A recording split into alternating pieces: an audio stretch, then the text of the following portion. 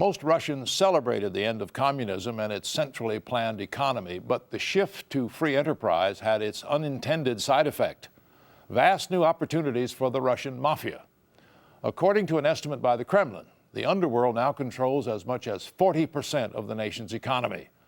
The Russian mob has also extended its tentacles into New York and other American cities.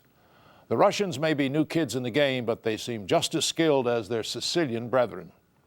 Join us now as the History Channel presents Organized Crime, a World History, Russia. It's the fastest growing criminal organization in the world. It's in the blood to go and make money. They always think in larger terms than the rest of organized crime.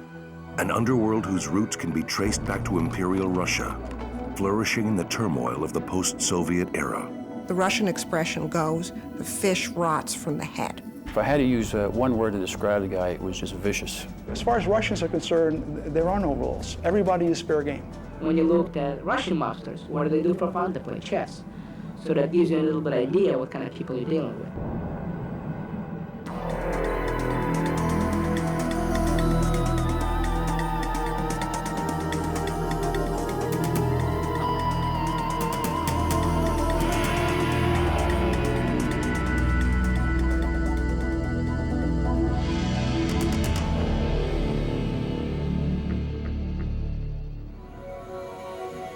Miami, Florida, March 1995.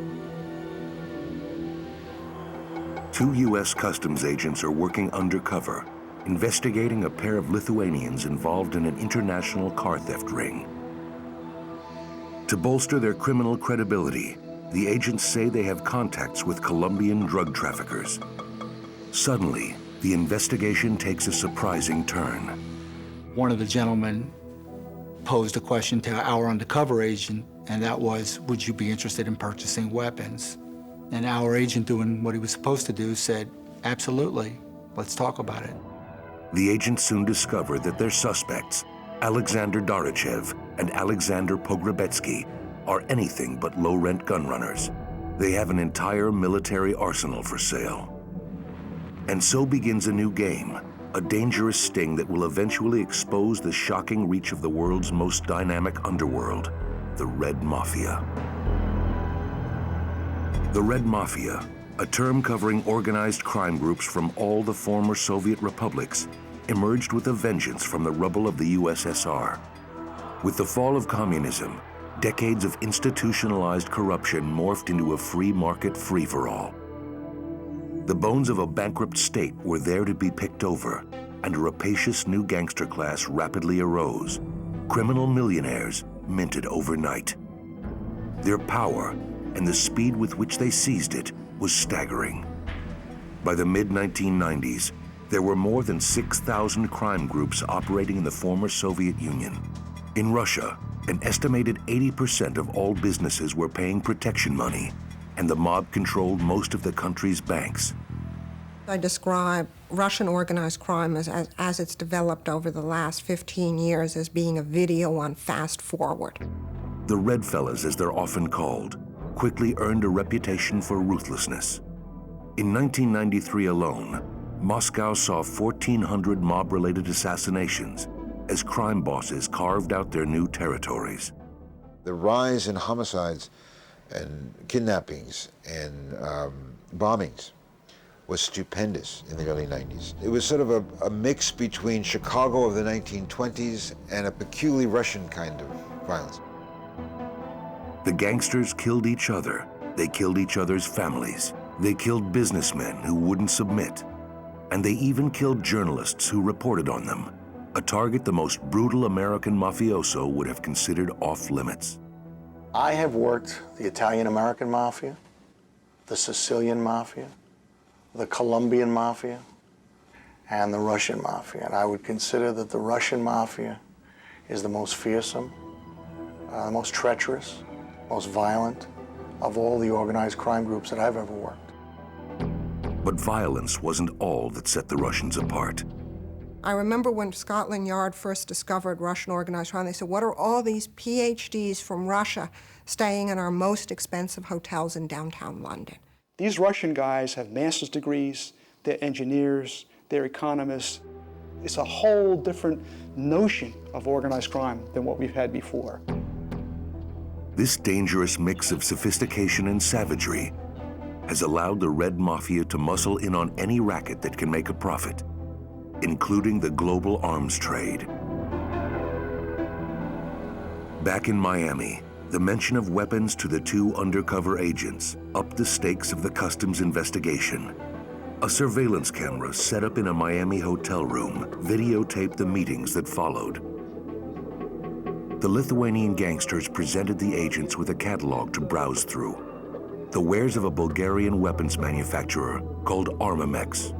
They were offering a shopping spree through stockpiles of discounted Cold War arms, tactical assault weapons, anti-aircraft guns, missile launchers, and more. It was just the beginning of what became a tense 2-year negotiation. Part of this was like a chess match. We'd make a move, they'd make another move. At one point, they questioned our veracity. They accused us of being federal agents, and we just rolled right through it and kept on playing. After the vodka-soaked lunches and champagne toasts, the two suspects would often head back to Eastern Europe to report to their shadowy superiors. At different stages of the investigation, they would return to either St. Petersburg, Russia, or Lithuania. We believe that they were reporting to either former KGB agents or other former members of the Soviet arms establishment. Finally, the two parties agreed to a major deal. 40 surface-to-air missiles for $3 million, $50,000 up front. But the Red fellas had an even bigger sale in mind. One afternoon, driving with the agents through Miami, they made a heart-stopping offer. One of them asked us if we'd be interested in a small nuclear weapon. The agents didn't flinch. They said they might have a buyer in Latin America and agreed to the purchase. They didn't know if the gangsters really had access to a nuclear weapon, but their gut instincts said they did. By now, however, the situation was simply getting too hot. In June 1997, 40 shoulder-fired surface-to-air missiles sat on a ship in a Bulgarian harbor waiting to be delivered. The agents knew they had to make their move before it was too late. It was getting dangerous. We had undercover agents at risk. At the same time, we had these two folks in Florida, so we decided to arrest them and end it. 10 months later, Alexander Pogrebetsky and Alexander Darachev were convicted for smuggling, money laundering, and conspiracy in a Miami federal court. But for criminals more accustomed to Soviet-style justice, their sentences, 3 years in prison, were barely a slap on the wrist. We've been told point blank by people we've debriefed, send me to jail here. It's just not that big a deal. This case is just one example of the global threat posed by the Red Mafia. In just a decade, they've taken hold in the United States, as well as nearly 60 other countries. Russian organized crime is engaged in every kind of illicit organized crime that we know of. You can be in banking fraud, you can be in smuggling, you can be in gun trafficking. It's this diversification that makes them able to exploit every opportunity that comes their way. The roots of this underworld can be traced back centuries to a secret criminal culture that survived both Tsarist terror and Soviet treachery, the thieves' world. In 1991, after more than 70 years of communist rule, the Soviet Union collapsed under its own weight. On Christmas Day, Mikhail Gorbachev resigned, and Boris Yeltsin became president of the new Russian Republic. The disintegration of the world's most heavily armed police state seemed to give birth to the Red Mafia. But in fact, the roots of the Russian underworld date back centuries to a secret criminal society that would outlive the czars and outlast the communists, the Vorovskoy Mir, or thieves' world. The origins of the thieves' world can be traced to Imperial Russia, when most of the population were peasants living in grinding poverty. Since everything in the country belonged to the Tsar, stealing was not just a crime, it was an act of rebellion against the state. The only way you could revolt in Russian society, early Russian society, was to become a criminal. Criminals became popular heroes, Russian Robin Hoods immortalized in songs and stories. In time, the criminals themselves began to band together. They developed their own outlaw culture with a strict code of conduct based on loyalty to each other and opposition to the Tsar. It was a code that said, you don't inform on any member of the gang, you don't cooperate with the government, and you share all the profits that we make among everybody. By the time of the Bolshevik Revolution in 1917, the Vorovskoy Mir, or thieves' world, was alive and well. Vladimir Lenin found this out the hard way. Just months after seizing power, he was robbed by a gang of highwaymen. Lenin's response was swift. He created a brutal new police force and ordered that bandits be shot on sight. But it was Joseph Stalin who would try to crush the thieves' world once and for all. Seizing power after Lenin's death in 1924, Stalin locked the Soviet Union in his iron grip. Hundreds of thousands were executed, and millions more, criminals, dissidents, political enemies, Jews, disappeared into a vast network of prisons and gulags. Yet even within the walls of prisons like this one on the outskirts of St. Petersburg, Russia's criminal underworld endured. The most powerful thieves, known as vori v zakon, or thieves in law, soon lorded over the prison hierarchy. During the daytime, I was the boss, but at night, the thieves were in charge. A thief would convey his status inside the prison with a tattoo, an underworld coat of arms carved into flesh. The tattoo is practically his business card. From it, you can tell everything about his position in the camp. Donzik Baldoyev learned the complicated language of these tattoos during his 33 years as a Soviet prison guard. This here, they mean that he is a person of authority. Bars means he's an internal prisoner. Prison is his home. Barbed wire, each spike means 1 year of jail. Even today, Russian gangsters proudly mark themselves with these traditional badges of criminal honor.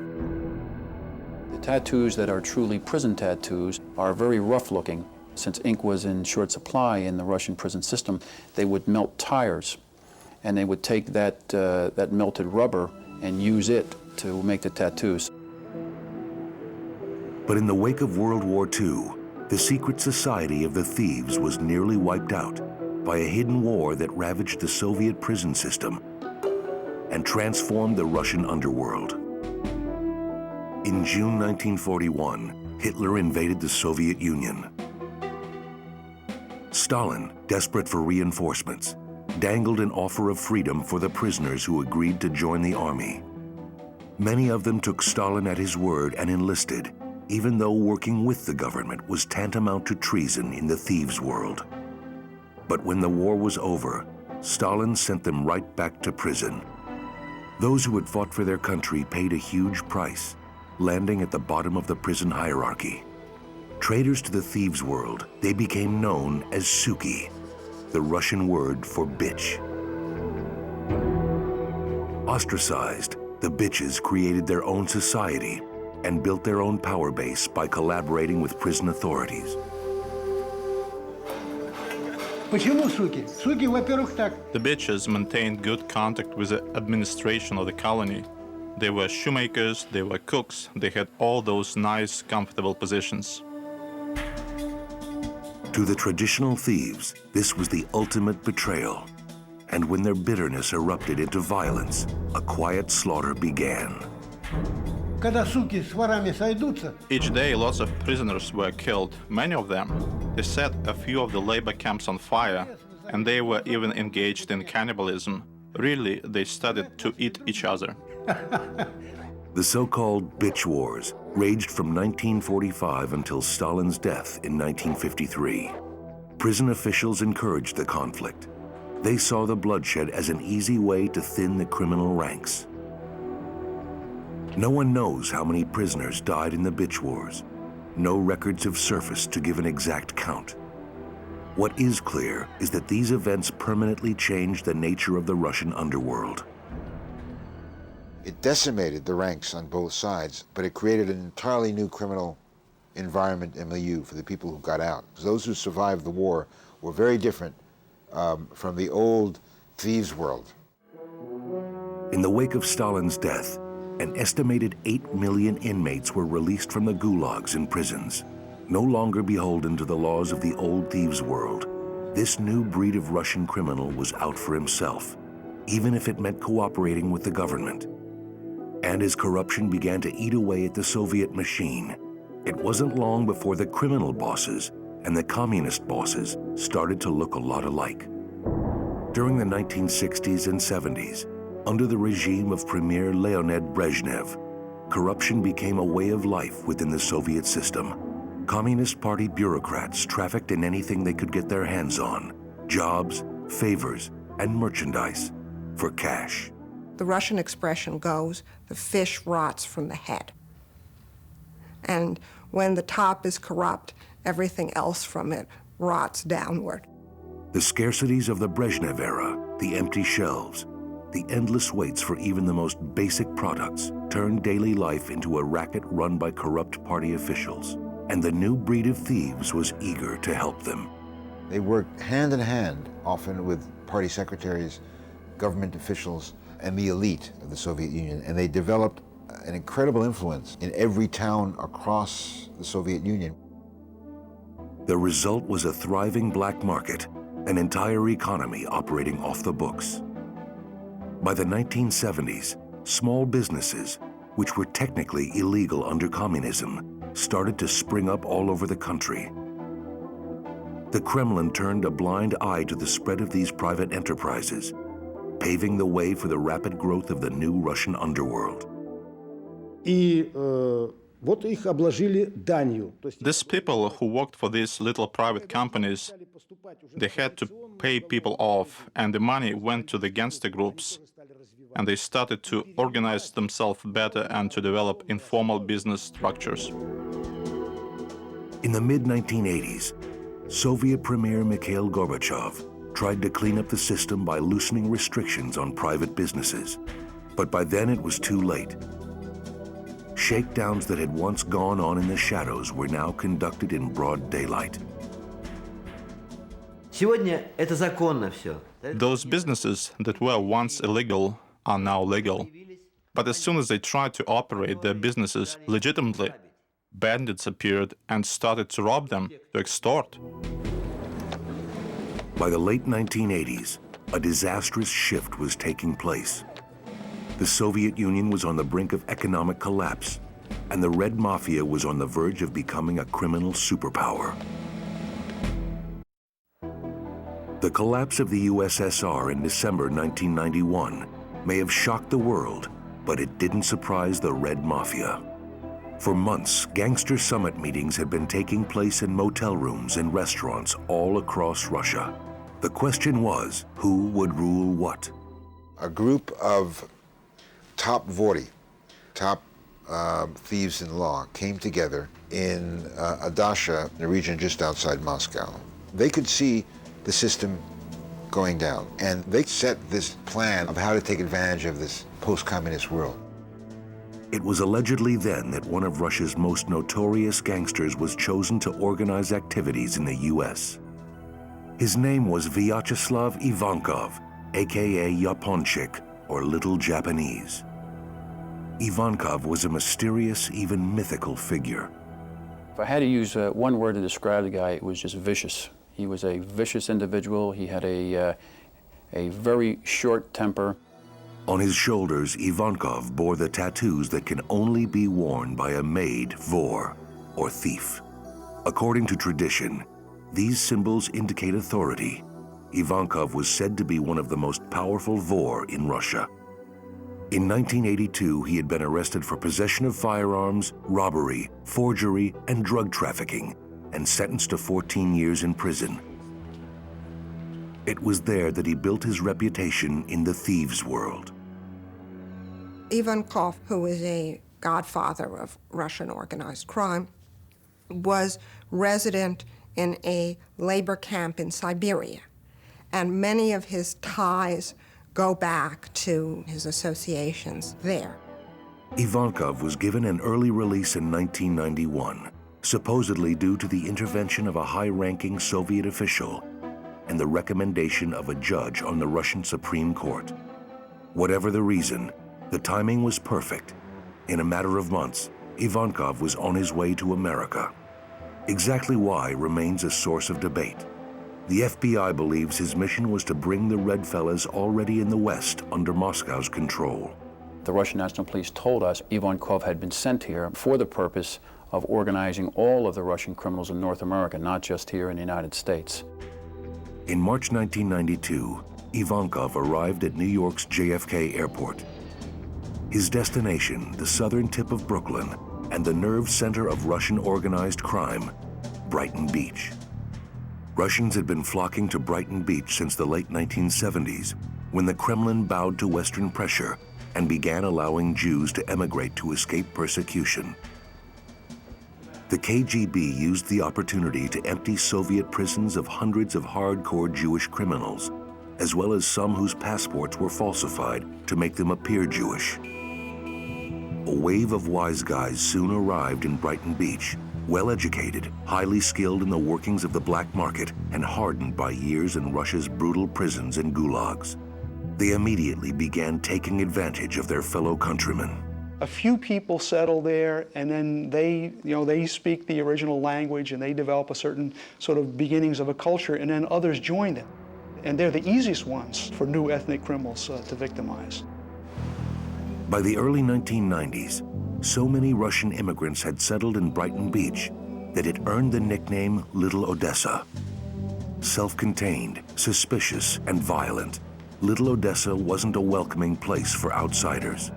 But Vyacheslav Ivankov was hardly an outsider. His connections, experience, and fearsome reputation allowed him to hit the ground running. Within a year, he had built an international operation that included narcotics trafficking, money laundering, gambling, and prostitution. He had also forged ties with the Italian Mafia and the Colombian drug cartels. Ivankov's activities soon caught the attention of the FBI, but for an agency used to dealing with La Cosa Nostra, the Red Mafia was a whole new ballgame. The Ivankov case, being our first major case in Russian organized crime, was a very difficult one for us to cut our teeth on. At the time, we had very few agents that actually spoke Russian. Ivankov did not speak English. In 1995, Canadian law enforcement caught a Toronto-based red fella discussing a racket that included Ivankov. From that, the Bureau got the grounds it needed to step up its own surveillance.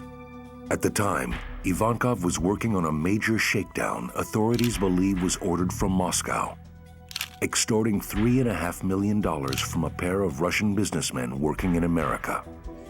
In June 1995, he and two henchmen kidnapped the businessmen at gunpoint from the bar of a New York hotel. And they took these two gentlemen and drove them across to New Jersey, where they sat them down above the Troika restaurant and told them that if they didn't sign papers that were agreeing to pay the $3.5 million, they wouldn't make it out of that restaurant alive. The men signed, but as soon as the gangsters left, they called the FBI. Days later, on June 8th, agents arrested Ivankov at his home in Brighton Beach. The Russian gangster would eventually be convicted for extortion and sentenced to 10 years in federal prison. Vyacheslav Ivankov remains the FBI's biggest Russian organized crime bust to date. But his arrest hasn't hindered the Red Mafia's progress, a fact that's raised questions about just how powerful he was in the first place. Though Ivankov was clearly a dangerous criminal, some say he may have been more muscle than mastermind. If he were the kingpin of Russian organized crime in the U.S., why was he out meeting with extortion victims directly himself?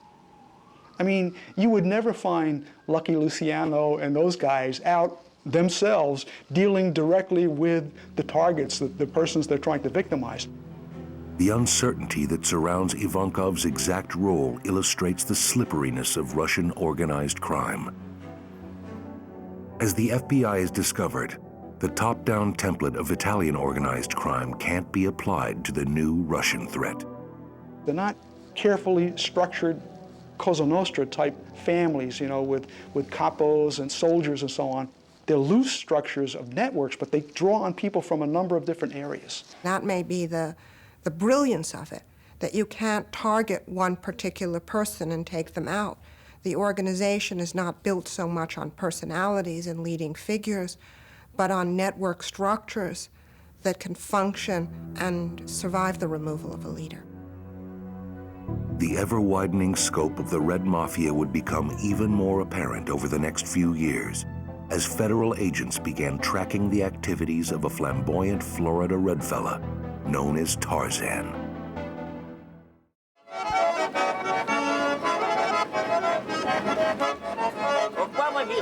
In the mid-1990s, Russia's economy slid into chaos. The ruble collapsed, the government defaulted on its loans, and many Russians, including military officials, stopped getting their paychecks. Most soldiers were earning less than $150 a month. Yet they were sitting on a gold mine, the stockpile of weapons left over from the Cold War. Scattered around the world, criminals from the former Soviet Union were poised to take advantage of the new global arms bazaar. Russians are very modern. They speak other languages. They've traveled internationally. They're very familiar with the international black markets. They're very sophisticated. The red fellas had connections, they had skills, and they had an insatiable appetite for cash. It was a dangerous formula, and no one embodied it more than a brawny Russian Jew named Ludwig Feinberg, also known as Tarzan. Born in 1958, Tarzan left the Soviet Union for Israel in the early 70s amid a surge of Jewish emigration. That particular time, all the country was against the Jews, and anti-Semitism, it was very popular in those years. After serving in the Israeli Navy, Tarzan came to the U.S., joining the throngs of Russian-speaking immigrants who had settled in Little Odessa, Brighton Beach, Brooklyn. He gravitated to organized crime, doing torch jobs for an Italian mafioso who ran a furniture business. People who didn't buy a furniture from my boss, you know, who didn't buy furniture from his warehouse, that's the way we made them buy furniture from the warehouse. To be honest with you, I actually enjoyed it. But the ambitious young immigrant wanted a bigger cut of the American dream. In 1990, he left Little Odessa for Miami, where he opened a strip club called Porky's. It soon became a popular hangout for underworld players from around the globe. Part gangster, part salesman, Tarzan gained a reputation as a kind of ambassador among international crime groups. Hey, if you're going to Miami, look up Tarzan. He can hook you up with investments, so you can launder your money. He can hook you up with real estate. He can hook you up with drugs. He can hook you up with women. He's a go-to guy. He's an entertainer. He's a catalyst. Among Tarzan's many friends was a major Colombian cocaine dealer named Juan Almeida. Me and Juan, we enjoyed life, you know. He had a big yacht, I had a big yacht, he had a helicopter. It was very normal for us to fly to eat lunch in Cancun. We felt ourselves untouchables. With connections in both the Red Mafia and the Red Army, Tarzan was able to broker deals between his cash-rich friend and the cash-starved Russian military. I mean, everything was for sale. It was for sale at that point because people was trying to get rich fast, and it was an anarchy, it was chaos. In 1993, Tarzan helped Almeida buy 6 Russian military helicopters. But that was nothing compared to the deal he arranged the following year. The Colombians were always on the lookout for new ways to transport cocaine, and now Almeida was in the market for a submarine. Authorities believe he wanted to build a large-scale drug smuggling operation under the sea. Even Tarzan was surprised to find out how easy it was to shop for a sub. And I called my friend who is in government, and I asked him, let me ask you a stupid question. Is this possible to purchase a submarine? And he asked me, with missiles or without the missiles?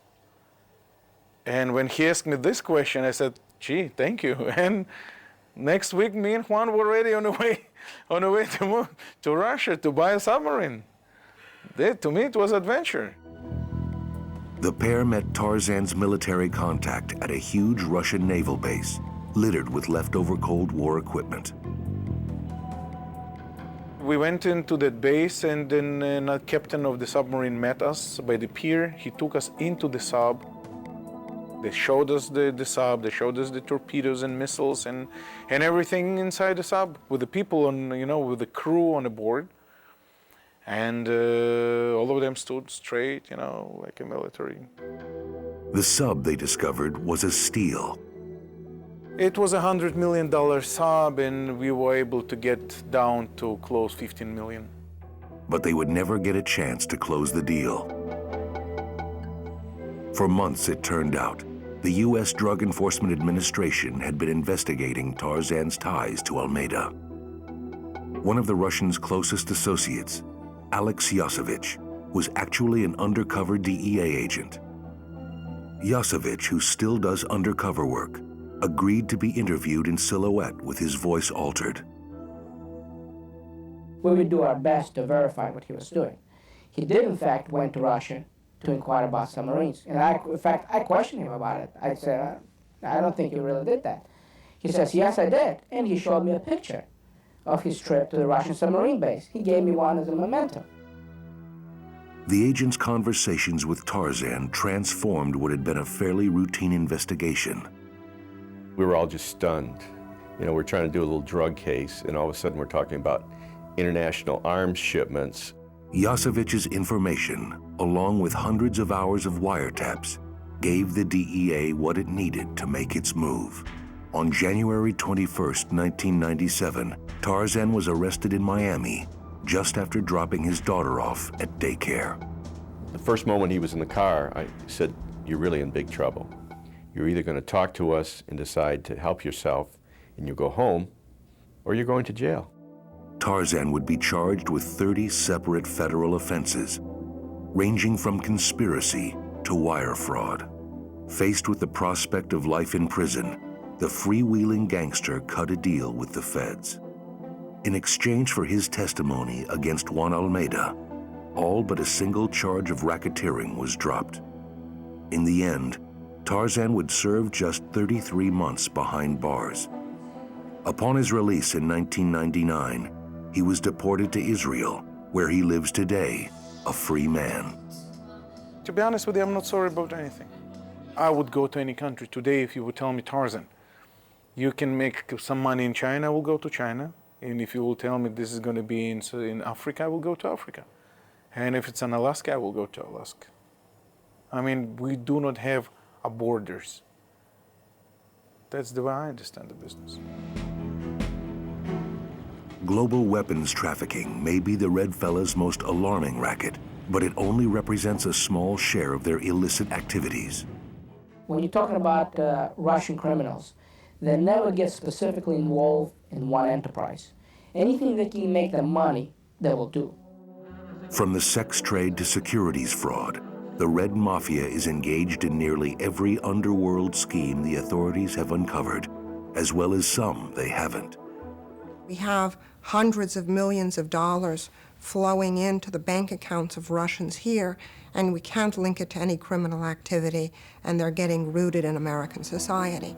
We're looking for deals. We're looking for prosperity. It's in the blood to go and make money. And sometimes you don't care which way you're doing it. Sometimes it can be gray, white, or sometimes real black. Or in the case of at least one ingenious scam, blue.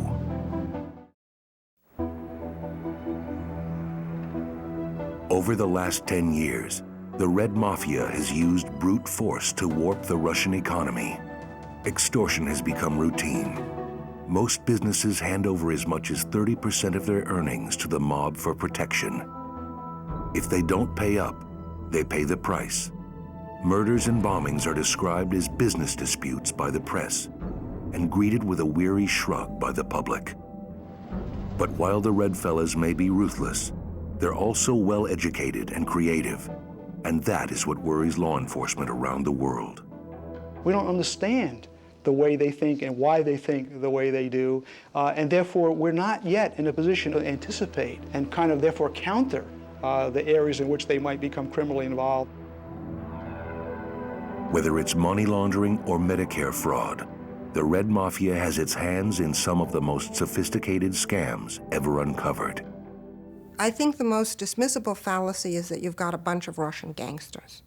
And the point is that you've got a highly complex structure that is very suited to international business. And they're getting plenty of help from beyond Russia's borders.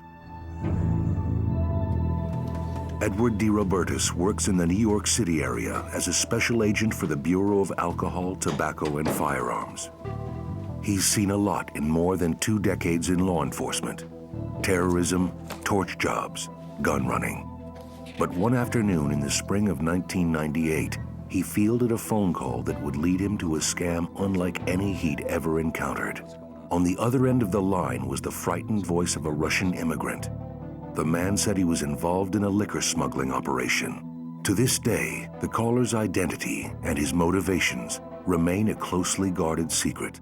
I can't really tell you what his stake was or how he was involved in it, but I'm sure he didn't call us just to be a good citizen, because most of them aren't.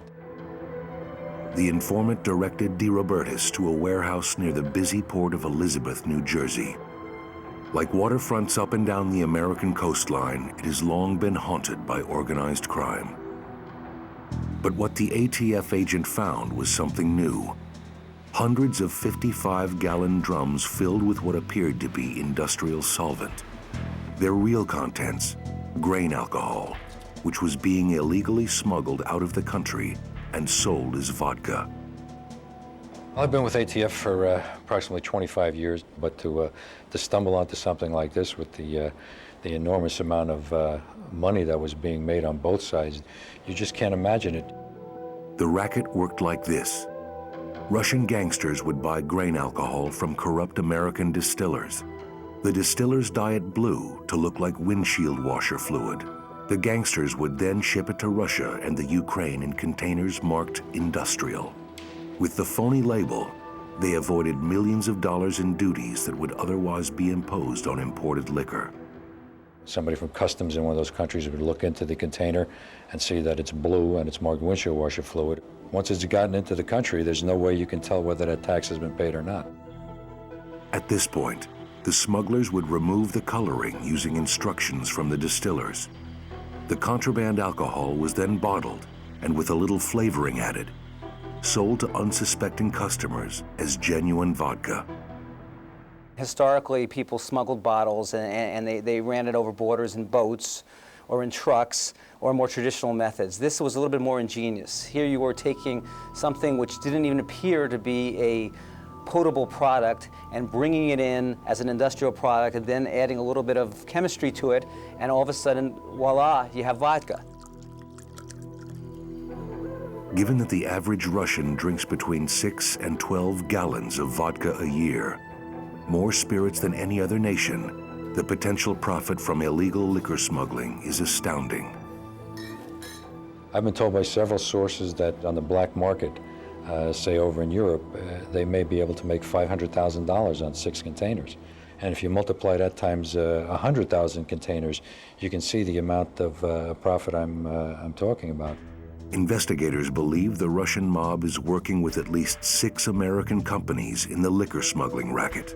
The first to be charged, the McCormick Distilling Company of Weston, Missouri. The company pleaded guilty to tax fraud and paid $2 million in fines. The amount of alcohol in the McCormick case, you know, in terms of tax value on the street was probably worth $1 billion. and the money and the profits are all going into the hands of criminals. So far, prosecutors have indicted several of the smugglers, including the informant whose frightened phone call launched the whole case. In April 1999, he pleaded guilty to one count of conspiracy to commit wire fraud. As part of his plea bargain, he agreed to remain active in the smuggling operation, working his eyes and ears for the ATF. The ingenuity of the Red Mafia continues to keep it one step ahead of authorities around the globe. There's a saying that when you looked at the Italian mobsters, what do they do for fun? They play bocce. When you looked at Russian mobsters, what do they do for fun? They play chess. So that gives you a little bit idea what kind of people you're dealing with. In the decades since the collapse of the Soviet Union, the Red Mafia has helped turn capitalism itself into a synonym for crime in Russia. Together with corrupt officials and a handful of businessmen, the gangsters have plundered the country's coffers, siphoning tens of billions of dollars from the economy. Meanwhile, more than a third of all Russians earn less than $1 a day. Many ordinary Russians who never had much respect for legal institutions in the Soviet period to begin with have even less confidence in legal authorities, police, judges, government bureaucrats now. So you find ordinary Russians breaking the law with impunity. They're put into very dire economic circumstances, and an opportunity arises for them to benefit from some corrupt form of activity. They take advantage of that, not because they want to do that, but because they feel like they have to do that, and not just for themselves, not because they want to live some fantastic life that they wouldn't otherwise live. It's to survive. For hundreds of years, Russia's traditional criminal underworld, the thieves' world, was at war with the state. Today, it sometimes seems that the thieves' world has become the state. And yet, in a country with such a bruising past, there are still those who hold out a wary hope for the future. I have two sons, and I want them to trust and believe, to have faith in their country, that the country can protect them, can help them. There is a good saying here in Russia. It goes, what was stolen in heaps and piles is not going to come back all at once. The problem of Russian organized crime is not hopeless, but it needs addressing. And it needs addressing not only in Russia, but on the international arena. Free enterprise is a great slogan, but it means very little if you don't have rules that govern how it operates. Russia has free enterprise. It has a kind of Wild West capitalism, but it has no rules. In the spring of 2001, Russian President Vladimir Putin promised to fight organized crime, but he faces an uphill battle.